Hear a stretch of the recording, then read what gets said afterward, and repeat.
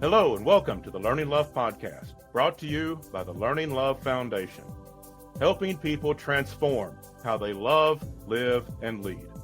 I'm your host, Dr. Mark A. Hicks, and I want to thank you for joining us today as we spend some time learning love. Love is the answer. Now all we have to do is explore all the questions. I say that a lot, and occasionally I get some pushback. Some people wonder if that can actually be true. They think that love is this silly, ethereal, mystic thing that doesn't necessarily apply to the real hard questions of life, the struggles. There's so many people that think, life is grounded, life is tough, life is difficult. You have to face it that way. And when I say love is the answer, some people react with a roll of the eyes that, it's not realistic to think that we can just find ways of loving through every problem.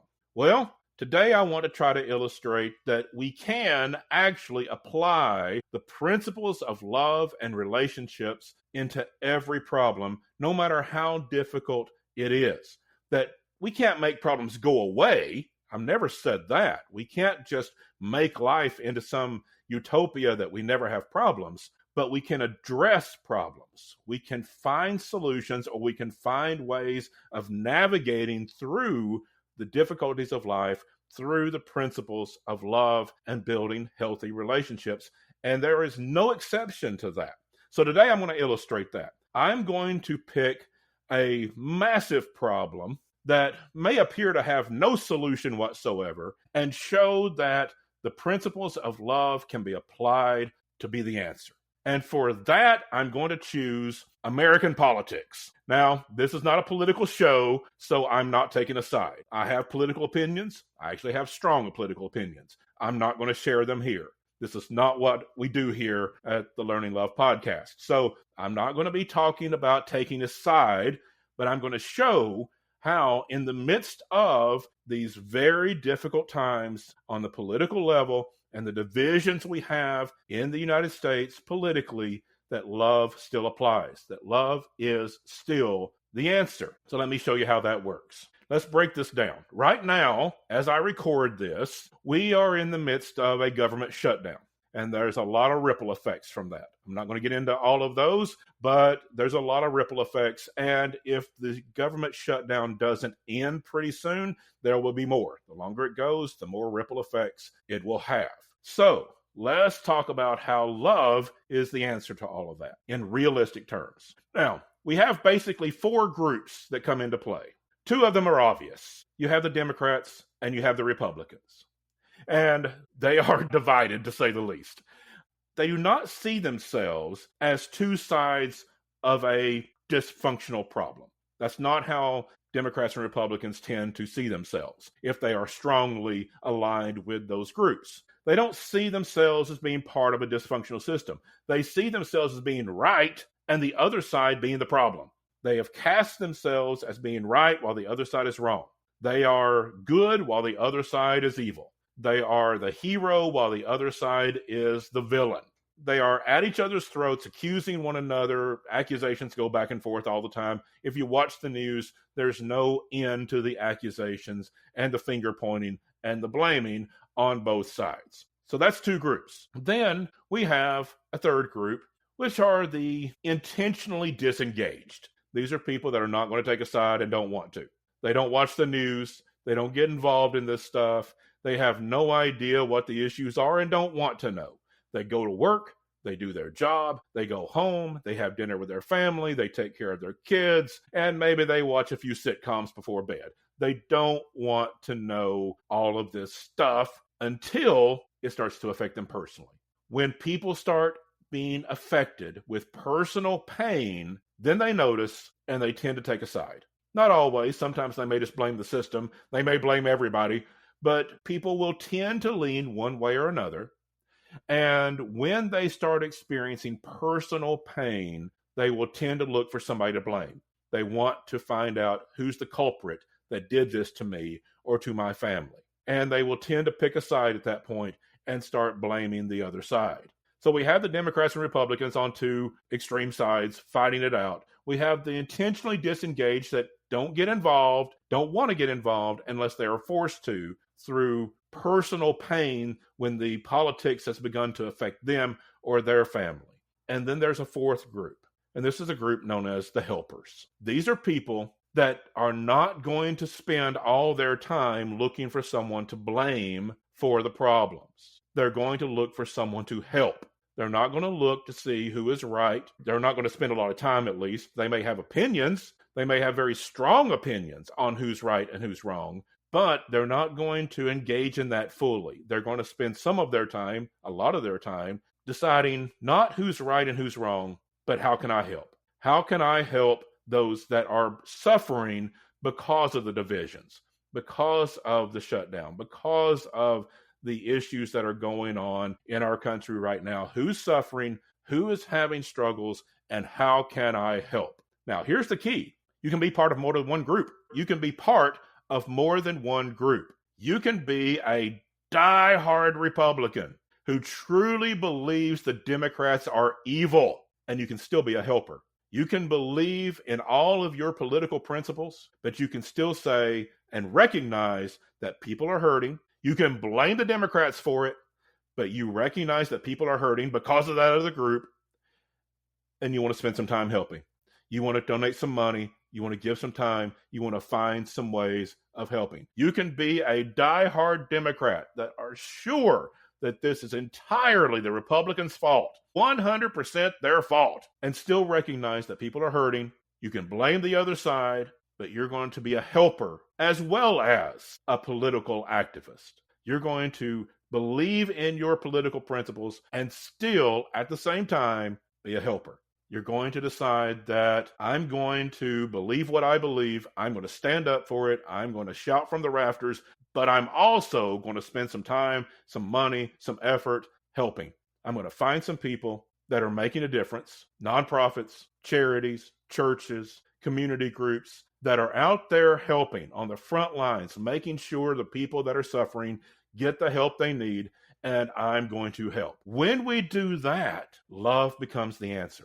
We are making sure that people are getting the help they need despite our political problems, despite the struggles and the difficulties and the hardships that come about because of the political wranglings of the day and the divisions that we experience and the government shutdown that we're going through right now as I record this. When we get helpers, it begins to show how love is the answer, that we can alleviate some of the suffering that comes from the divisions, even if we can't solve the divisions, even if it is not in our power, any one of us, to make a huge difference in that political fight. We can make a huge difference at our local charity, nonprofit, church, or community organization. We can make a huge difference in the people that need help. We can make a huge difference in the life of our neighbor who has lost their job and is out looking for another job and going to interviews, and we can watch their kids because they don't have money for childcare. There's lots of ways that we can find ways to help through organizations, through helping our neighbor, through churches, through charities, whatever it may be. When we are helpers, when we are people that care enough and have enough compassion to maybe even set aside our own political positions, our own political anger, set that aside at least for a little while and just look for someone to help, then love becomes the answer to that person. Love becomes the answer to these political problems and the social problems we have. Love becomes the answer. Compassion, caring, charity, concern, these things become the answer to the people that are in need. Now, let's push this a little further. And this is going to get a little idealistic, I'll admit. But let's just see how far we can take this. If we get enough helpers, if we get enough people playing the role of helper, either from a political side, they put that aside a little bit. They may be a strong Republican, strong Democrat, doesn't matter. They become helpers. Maybe they're intentionally disengaged. They don't care who's at fault. They just want to help. Whatever the motivation, come to help. If we get enough people doing that, and we help enough people, and we alleviate enough of the suffering, the politics loses leverage. Right now, one of the reasons the politics has such power is it has great leverage. When there is suffering, when people are having hard times, it is really a good political maneuver to blame the other side. That's a good political move. You blame the other side, you frame it so that suffering is that person's fault, that party's fault. And if you can frame it that way, and you can get enough people believing that, then you can get more votes, you can get more donations, you can get more power on your side and defeat that evil enemy on the other political side. That's all about leverage. If we have enough helpers, we can alleviate, hypothetically, even eliminate the suffering, and then there's no political leverage. There's not motivation to use suffering to try to just blame the other side.